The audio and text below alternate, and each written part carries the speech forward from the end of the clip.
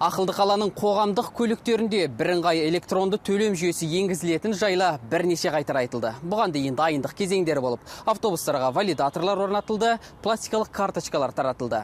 Түрлі жарнамалық компаниялар жүргізілді. Енді 300-не көшетін уақыт келді. Оның өзін мамандар кезең-кезеңге бөліп қарастырып отыр. Мәселен, осы айдан бастап экспресс автобустарға мінетін болсаңыз, мынадай электронды карточкалармен төлем жасасаңыз болады. Осы жайында алдағы 10 минутта толығырақ айтамыз. Арнадан алыстамаңыздар. Данияр Алматылынан сәлем.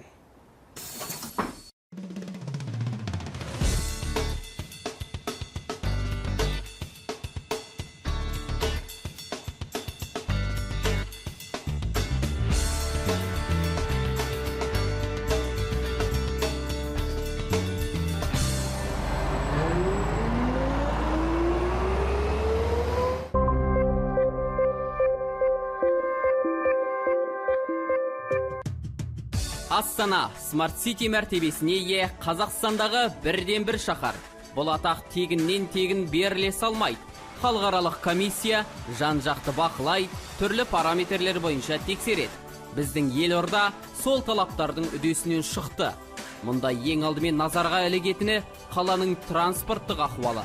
Сөз жоқ, Астананың әкімдігі бұл мәселеге келгенде әлемдік тәжірибені жете зерттеп, ең үздік шешімдерді қабылдаған. Мәселен, қала көшелеріндегі автобустарды түр-түрге жік-жікке бөліп қойған. Таратып тізбектесек, қала ішіндегі қоғамдық көліктер бір бөлікте, қала маңынан қатынайтын автобустар бір басқа. Бұларға қоса экспресс бағдарлар бар. Заманға сай аялдамалар салынып, автобустарға жеке жолақтар бөлінді. Ал осы жылдан бастап жолақысын төлеудің электронды жүйесі жасақталды. Осының барлығы Астра транспорттық компаниясының стратегиялық бағдарламаларына сәйкес кезең-кезеңмен жүзеге асырылып келеді. Бағдарламаның өзі 7 рет өлшеніп, 1 рет кесілгенін білетін адам бірден бағамдайды. Әлемде UITP деген атпен танымал. Өзімізше айтқанда, халықаралық қоғамдық көлік қауымдастығына мүшелікке еніп, қала басшылығы сондағы білікті мамандармен ақылдасқан екен. Келісіп пішкен тон келте болмайды.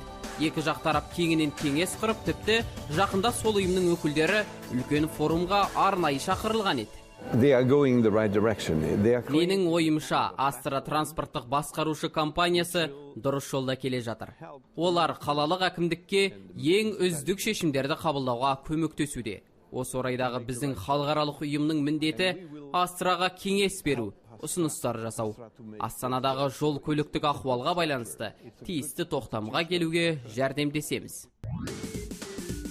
Ақылды ордамыздағы электронды төлем жүйесіне Астра Плат деген атау берілген. Биылғы мамыр айында зейнеткерлер мен мүгедектерге және басқа да жеңілдік алуға тиіс адамдарға Астра Платтың пластикалық карталарын тегін тарату жұмыстары басталғанды. Бұл іс-шара әлі де тоқтаған жоқ. Кез келген уақытта өз картаңызды алсаңыз болады. Ал ешқандай льгота қарастырылмаған адамдар қалада жаңадан орнатылып жатқан терминалдардан да карталарын сатып алуына жағдай жасалған. Бұл өте ыңғайлы. Кезекке де тұрудың қажеті жоқ. Ескерте кетейік, егер картаңызды 10 рет жол жүруге толтырсаңыз, біреуі тегін беріледі. Города Астаны Астра Плат. Астана қаласында Астра Плат бірыңғай электронды төлем жүйесінің негізінде автобусқа кірген кезде арнайы картаңызды валидаторға қысқа ғана уақытқа төсесеңіз болғаны. Яғни, мынадай жасыл түс жанса, жол ақысы алынғанын, сәйкесінше жол жүруге рұқсат берілгенін білдіреді. Бірақ бұл жерде жолаушыларға ескертер бір жайт бар. Картаңызды валидаторға төсегеннен бастап 1 сағаттың ішінде келесі автобусқа тегін мінуіңізге мүмкіндік қарастырылған. Жол ақысын төлеудің электронды жүйесі кезең-кезеңмен жүзеге асырылып жатқанын айттық. Негізінен 4 этапқа бөлінген. Біріншісінде қала маңына қатынайтын автобустардың жол жүру ақысы ретке келтірілді. Екінші кезеңде біз бүгін тілге тиек етіп отырған экспресс автобустардағы электронды төлем жүйесін іске қосу қолға алынды. Ал 3-ші және 4-ші этап болашақтың еншісіндегі шаруа. Онда қала ішілік автобустарда Астра Плат жүйесі енгізілсе, соңғы кезеңде валидация мен төлем жүргізу жаппай жүзеге асатын болады. Мұның бәрі алдағы бағдарламалардың жүгі болсын. Әңгімеміздің өзегіне қайта оралайық. Қазан айының 2-ші жартысынан бастап экспресс автобустарда жол ақысын карточкамен төлеуге болатынын айттық. Бірақ мұның өзін мамандар күштеп жасағалы отырған жоқ. Арнайы пластикалық картаңыз болса, валидация жасайсыз. Жоқ болса, қолма-қол билет сатып алуды ешкім шектемек емес. Разовый билет за наличный расчет у водителя. Автобусқа алдыңғы есіктен кірген уақытта жолаушы карточкасы мен жүргізушінің алдындағы валидатор арқылы төлем жасаса болады. Ал егер арнайы карточкасы болмаса, жүргізушіге қолма-қол ақша төлеу арқылы билет сатып алу қарастырылған. Бұл билетте төлем уақыты, бағдар нөмірі және QR код болады. Ол арқылы транспорттық бақылау қызметі тексеріс жүргізеді. Тағы бір айтылуы маңызды мәселе, автобус жүргізушісіне қолма-қол ақша төлеу тек аялдамаларда тұрған уақытта ғана жүзеге асырылады. Тағы бір айта кетерлік жайт, экспресс автобустарға тек алдыңғы есіктен кіру тәртібін сақтаған жөн. Себебі жүргізушінің қасында валидатор да бар. 150 теңгеге билетте сатып алуға болады. Ал жол ақысын төлемей, қашқақтап, бұлтарып тығылғандардың жөні бөлек. Үйреншікті кондукторлар болмағанымен, транспорттық бақылау қызметінің мамандары ұдайы тексеріп жүреді. Бұл бақылау қызметі жайында өткен бағдарламаның бірінде айтқанбыз. Сондықтан көп бөгілмейік, тек олардың заңдық күші барын қаперлеріңізге саламыз. Бұл өте үлкен әрі күрделі аппараттық бағдарламалы кешен. Біздің орталықта арнайы софтылар бар. Соның көмегімен біз сараптама жасаймыз. Барлық транзакцияларды, шығындарды, сатылған карталарды есепке аламыз. Сондай-ақ құрылғыларда туындайтын ақауларды да бір жерден бақылауда ұстаймыз. Біздің кәсіби мамандар оның бәрін талдап отырады. 2017 жылы өтетін халықаралық экспо көрмесіне қарсы көп қонақ, сансыз турист келетін айтылуда.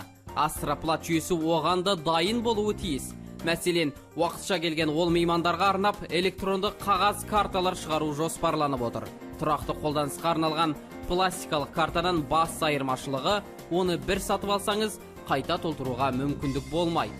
Есесіне туристер мұны Астанада болғанын айғақтайтын әдемі кәдесый ретінде сақтап қоюына әбден болады. Айта кетейік, Астроплат жүйесі енгізілгенге дейін автобус жүргізушілері мен алдағы уақытта кеңесші қызметін атқаратын кондукторлар арнайы курстардан өткен еді. Обучение вообще в 3 этапа проходит. Оқу курстары жалпы 3 кезеңнен тұрады. Біріншісінде жол ақысын төлеудің электронды жүйесімен толықтай танысамыз. Консоль, радрандыр, терминалдар, бәрін оқып үйренеміз. Одан кейінгі екінші кезеңде квалификациялық тұрғыдан оқытады. Яғни жол қозғалысының тәртібін қайталаймыз. Сонымен қатар жүргізуші өзін жолда қалай ұстау керектігін үйретеді. Ал үшінші кезеңде базалық білім беріледі. Толық оқу курсы осымен аяқталады. Автобус жүргізушісі ретінде айтайын, мен үшін бұл өте ыңғайлы жүйе. Біріншіден бар назарыңды жолға аударасың. Ешқайда алаңдамайсың. Тек жолаушыларды бақылап отырсаң болғаны. Ал валидация жасап жасамағаны екінші мәселе. Оны жолаушылардың өз ар ұятына тапсырдым. Сонымен ақылды қаланың автобустарында электронды төлем жүйесін экспресс маршруттардан да бастап кеттік. Біреулер көптен бері күтіп жүрген еді, екіншілері әлі дайын болмады. Өзгерісті қабылдағысы келмегендері де жетерлік. Сондықтан Астра транспорттық компаниясының мамандары халықты әбден дайындады. Алдымен көзін үйретті. Аппараттардың өзін орнатып, карталарды алуға болатынын жариялады. Пайдасы мен тиімділігін айтып, пиар акциялар өткізіп те келеді. Тіпті тұрғындар арасында сауалнама жүргізді. Осының бәрін сараптай келе, Астроплатты дәл осы уақытта енгізгенді дұрыс көрді. Енді тап осы саясатпен басқа да автобустарда жол ақысын электронды төлеуге көшуіміз керек. Заман талабы осы.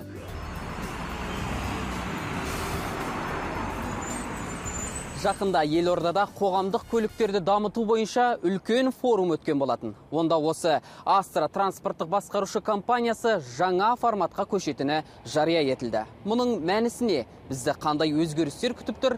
Алдағы бағдарламалардың бірінде тарқатып айтамыз. Ал бүгінге осы. Келесі кездескенше амандықтарыңызды тіледім.